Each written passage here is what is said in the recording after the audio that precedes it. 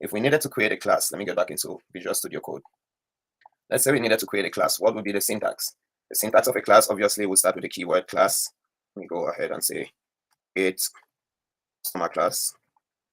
In this case, let me make this bigger. That's good.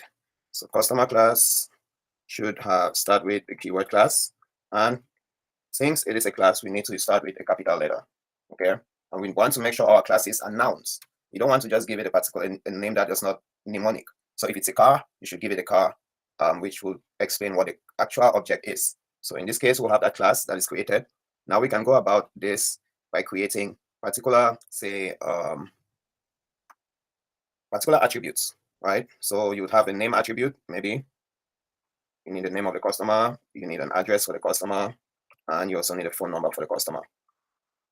So when you do that, the first thing when you call a class is you have to initialize or use that constructor to create it. So we're going to use def, which is usually used for a function. So we're creating a built-in method called init.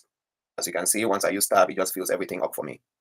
So if I put my mouse over there, it tells me it's going to act on the class. Okay, so the pass here is just a placeholder. But since I'm going to act on myself, I can go ahead and use that self and decide what would be the name. Let's say underscore in this case, because I don't want it to be public. I want it to be private. Only this class can have access to it. And then I say that should get the name. Right now, I think this is an error because I don't have any input for name. So I need to go ahead and say I will need a name in there. Okay, so we have a name. We also want to be able to get an address. And we also want an input for the phone. So when we create a customer, we'll need to give that customer a name, an address, and a phone number.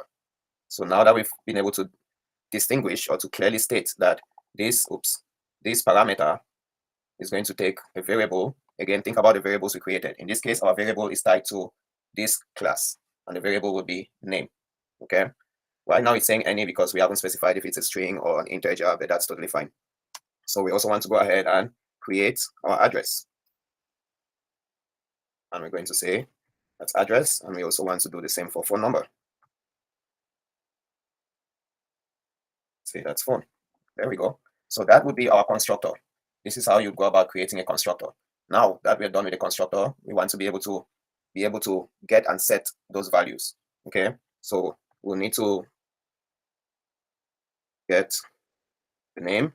We also need to get address, and we also need to get phone number because we don't want to be able to access them directly. In order for us to make changes to these properties or to these attributes, we need to use methods. Okay, so get name method. The same for address and phone. We also want to be able to make changes to those attributes. To make changes to them, we can use the set name. We can also use the set address, and we also need to use the set phone. Those again are all simple to do. So let's start with the get method for the name.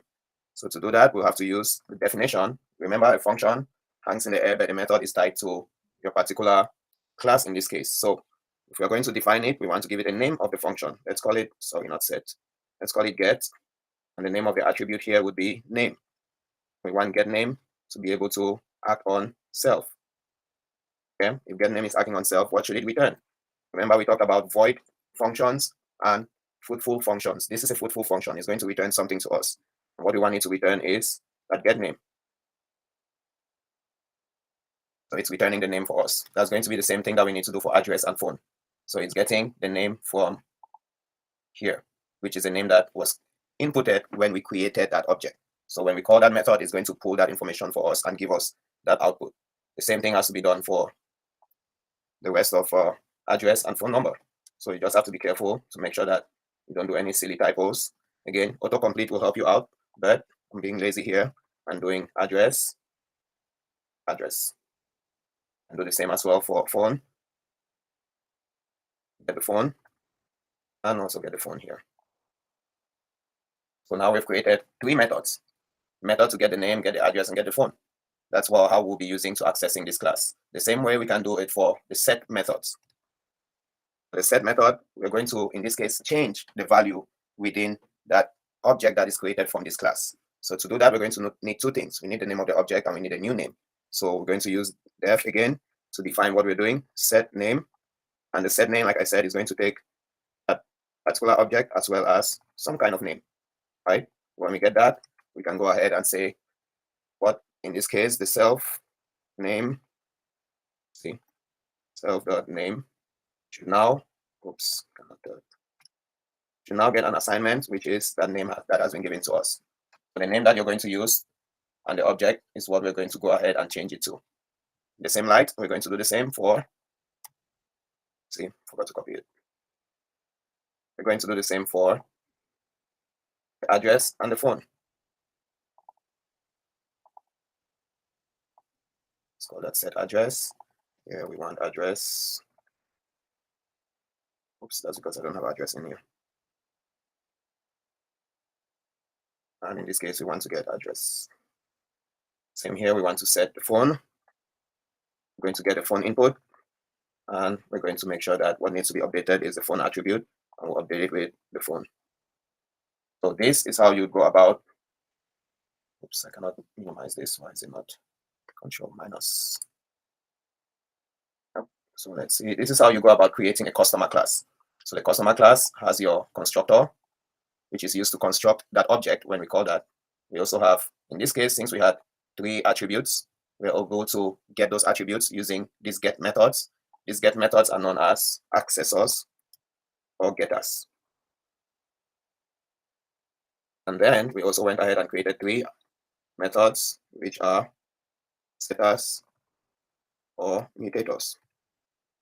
That's how we go about creating a constructor, creating getters, and also creating setters. From here, we can go ahead and create as many instances as we want going forward, now that we've finished with the class. So now that we're done with the class, we can go ahead and create instances of that object. Question?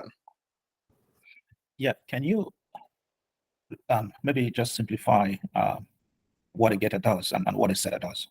Excellent. So let me go about doing that by creating an object, and then we'll see how we can use that object, right? Okay. Does that help? It does. And if you could, the difference when you're doing your constructor, yeah, the difference between, initializing with self.attributes and self.underscore that attribute. Excellent, excellent. So let me go ahead and add another attribute in here, which will be self. But let's give it a particular one and say title. And in this case, I'm just going to say president. So we've given another variable which is tied to our class. So in that case, it's a attribute. This attribute is the president. You can always access it without having that double underscore. It means I'm telling the code that it's public. Anybody can access it at any time. Okay. Okay. When you say anybody, any other subclass or? Very good question, because normally when you create your class, you want to have all of this code in a single file. Yeah. So anyone that does not have access to that folder can still make changes to that file. In this case, can make changes to the title. But if you want to protect that title so that changes are only made from within this class, then you have to use those double underscores. Okay, and that is the meaning of no, okay, no, you go. I'm getting confused. You're getting it? I think I just got a bit confused. I get, so the double underscore piece allows for privacy. Exactly. Make sure that it's private. You cannot access it outside this class. But if you make it public, then you can access it outside the class. If you inherit that class. Exactly. Even you're inheriting or just calling it. You cannot. It's still gonna behave that way, right? Yes. Okay. Okay. Cool. All right. So let's go ahead and try creating a customer. For me to create a customer, I can go ahead and say, let's say customer 1. Let's call it that way. I can spell correctly. That will help. Customer 1 is going to call customer, and then I can pass in, as you can see, it's going to take in a name and take an address and a phone number. So my first customer would be John Doe. That will be the name of that customer. The address is 123 Main Street. And the phone number is 123 456 7890. Now I've created a customer. I can go ahead and create another customer even. Okay. Let's go ahead. Oh, I forgot what I needed to do. Oh, got it. All right. So this is customer 2. I've duplicated that. Where did we go? And let's call it customer 2. This will be Jane Doe. I couldn't even spell John. Jane Doe lives in that same street, but let's say her number is different, 0987. Now I can go ahead and print customer one dot, as you can see, I can definitely print the title of customer one. All of them will have the same title. I can also go ahead and say get name. If I do that, I'm going to print the name for customer one. Does that make sense? Everybody good with that? So yes. okay, so customer one get name, even though I forgot to put my function. So let's execute this and see what happens. It prints out John Doe. So you can see that it's too low.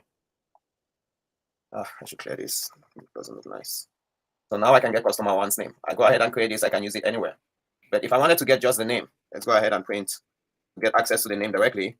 Customer one dot name. Execute that. It gives me an error. Yeah. Because Just again, okay. Okay. But I could probably go customer one title. Execute that. It has John Doe and president. Okay. Does that make sense? So yeah. I'm able to get title because it's public. I'm not able to get phone, address, and name because it's private. Let me hide this. This keeps printing everything out. So that's how you can hide your attributes. You don't want, for instance, people to change your social security number or change anything directly when they create that object. Once you create the object, you set all those things, and then you can maybe change your title. That's fine. If I want to change the title of customer one, all I have to do now is customer one dot title is equal to, or it should be assigned to, Secretary General. Now, if I want this, customer one title is going to be different. Let's clear this out and execute that. Now, customer one title is Secretary General. I can make changes to it directly. But if I want to make changes to the name for customer two, I have to use get name.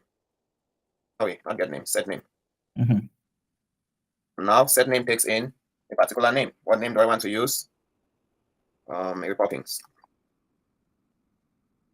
And I can go about printing customer two.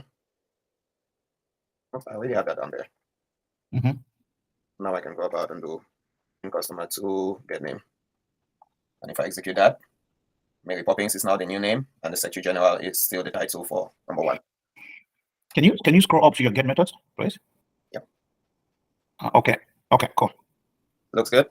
Yeah. So like I said, all of this is going to be in one file, right? So if we go into python.org to try to decipher what is built on, these are the kind of code that you see for the string class, you see it for the list class, you see it for the int class. It's defined in this way. It tells you all the different methods you can do for it. In here, we just have 6 methods that are tied to our 3-4 different attributes. Question? Let it sink. Excellent. I'm trying to understand. It seems like the set name is used to make changes, and then the get is used to pull information. Excellent. That's it. Yeah. So you can think about any object in this world, whether it's a car or a house or a customer or a player or anything. That's how you go about creating it. You use a class, which will be the blueprint for that. When tomorrow your manager comes to you and says, hey, we need to make changes to this, all you have to do is go in, add what you need to add. If it's an attribute for the class, you build a getter or setter, and then you're fine. Maybe you don't need to go back to the parent car. Maybe you already created an animal class, and they told you that, hey, in our zoo, we have only a dog and a cat. Now you can go about, you don't want to create multiple classes. You take that animal class, you go in and change the way that the animal speaks to bark. You change the other one to meow, right? And then you have those. Tomorrow they'll come back and say, hey, we also have a lion, we have a goat, we have a horse. You just go about extending that. Otherwise, it's going to be very difficult for you to go and start writing separate code. How does it all tie in? That's why object-oriented programming is easy for you to make modifications, to make extensions, and so on and so forth. Does that help? Excellent. So that's why I said it will be challenging for us to try to think about it today, since we're changing our perspective completely from procedural to start looking at everything as an object. Everything in Python is an object. So when we go about importing a module, you're importing sometimes a class, and then you're using only particular methods within those classes to use your code. So we'll look at that when we get back from the break. I know we've talked about too much already today, so let me stop here before we proceed and get a quick break so that we can digest what we've covered. So we've talked about abstractions, encapsulation, inheritance, and polymorphism. We're not going to do most of that today, but it's good for you to just have that in the back of your head. If we're going to look at, object-oriented programming in depth, that will be an intermediate level. It's not necessary for the basic level. The basic level is what we've already covered, but we're going to proceed and take a quick break now. And remember that errors should not pass silently unless you explicitly silence them, okay? So in addition to that, in the face of ambiguity, refuse the temptation to guess. There should be one, and preferably one way, which is the obvious way to do it. And although the obvious way It's not always obvious at the first, unless you're Dutch. That's actually a joke on Mario von Bossum, the guy that created Python. So he's Dutch, I think, and it's just a joke that he's the only one that's too smart to know the things that you need to know at first, because he's the benevolent, I forgot the full meaning of it, BNF, the benevolent founder of Python. That said, let me escape from this and give ourselves, let's say, 10 minutes break, and then